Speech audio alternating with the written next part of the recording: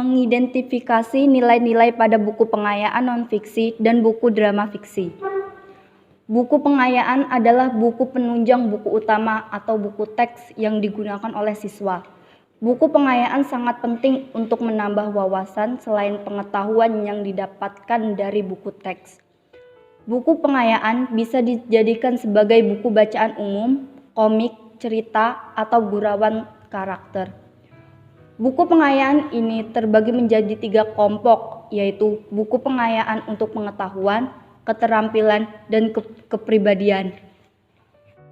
Sedangkan buku drama merupakan kumpulan dari beberapa naskah.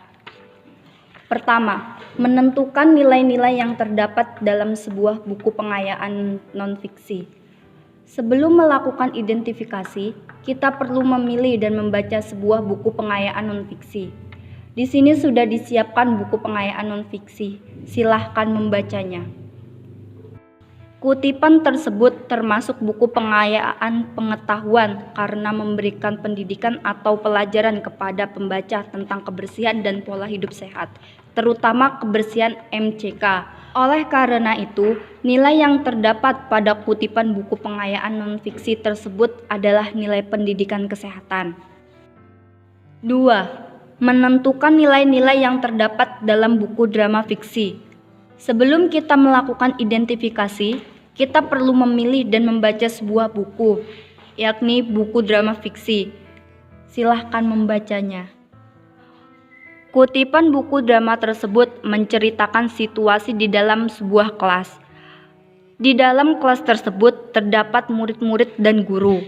Tokoh guru memarahi murid-muridnya karena tidak mengerti etiket saat buang air di WC sekolah. Murid-murid kecuali tokoh Engtai buang air kecil dengan berdiri sehingga mengotori dinding WC sekolah.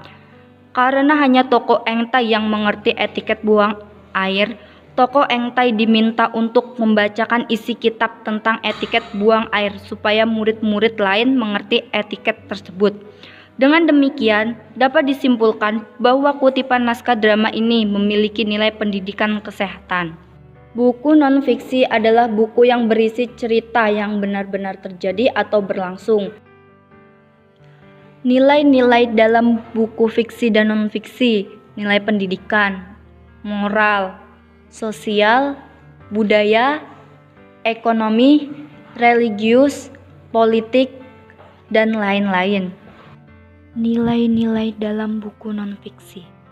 Nilai-nilai dalam buku pengetahuan. Buku pengetahuan adalah buku yang berisi materi dan ilmu yang sering diajarkan dalam dunia akademis. Buku pengetahuan bersifat umum di kalangan masyarakat. Nilai-nilai dalam buku keterampilan. Buku keterampilan adalah buku yang dapat memperkaya dan meningkatkan kemampuan dasar pembaca dalam rangka meningkatkan aktivitas praktik dan mandiri. Nilai-nilai dalam buku kepribadian.